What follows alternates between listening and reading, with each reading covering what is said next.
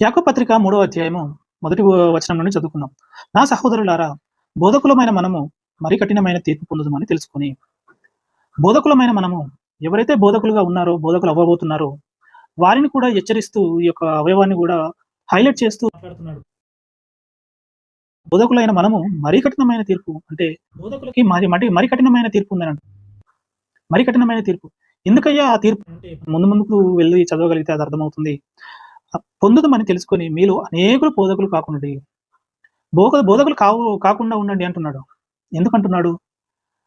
పరిచర్య కొరకు పిలువబడిన వాళ్ళందరూ మరి కోత విస్తారంగా ఉన్నది, పనివారు తక్కువున్నారని ఆయనే చివరికి ఇది యాకోబు గారి ద్వారా ఏం రాయిస్తున్నాడని అనేకులు బోధకులుగా ఉండకూడదు అంటున్నాడు.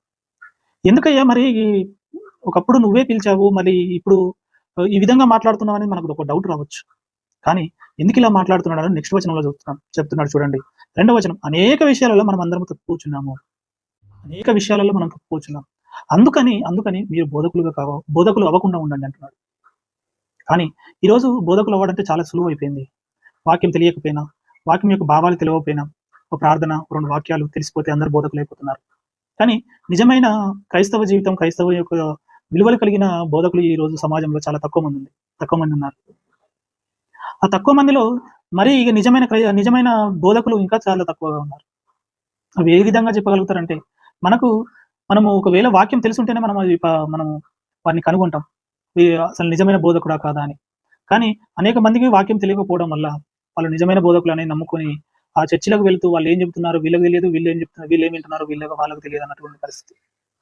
కానీ అలాంటి పరిస్థితుల మధ్య ఏ క్రైస్తవుడు, క్రైస్తవ బోధకుడు ఉండకూడదు. ఎందుకంటే దేవుడి మాటలు అందరూ నేర్చుకోవాలి. అందరూ నేర్చుకోవాలి. లేకపోతే మనం మోసపోతామని ఉంటది బైబిల్‌లో. మోసపోకుడి అని ఉంటది. ఏ విషయాలలో మోసపోతాం మనం? వాక్య విషయంలో మోసపోతాం. ఇతరులను నమ్మి మోసపోతాం.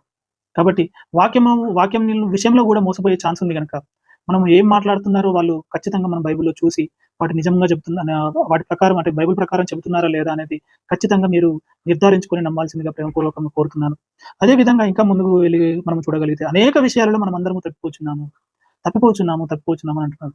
అందుకే తప్పిపోకుండా ఉండాలనంటే మరి మనం ఏం చేయాలనేది కూడా కొన్ని విషయాలు మనకు ముందు వచనాలలో మనకు వివరణ ఇవ్వడానికి ప్రయత్నం చేస్తున్నాడు యాకోబు గారి ద్వారా దేవుడు. ఎప్పుడైనాను మాట యందు తప్పని ఎడల అట్టివాడు లోపం లేనివాడు. ఎవరైనా మాట్లాడేటప్పుడు ఏ లోపం లేకుండా, ఏ తప్పు లేకుండా మాట్లాడితే అట్టి వాడిని ఏమంటున్నాడంటే లోపం లేనివాడని దేవుడు నిర్ధారణ చేస్తున్నాడు ఇక్కడ. ఎవరైతే మాటలలో తప్పిదం లేకుండా ఉన్నారో, లేకపోతే లోపం లేనివాడుగా ఉన్నాడో అతని గురించి ఏం చెప్తున్నాడంటే సాక్ష్యము లోపం లేనివాడు ఆయన. లోపం లేనివాడు తన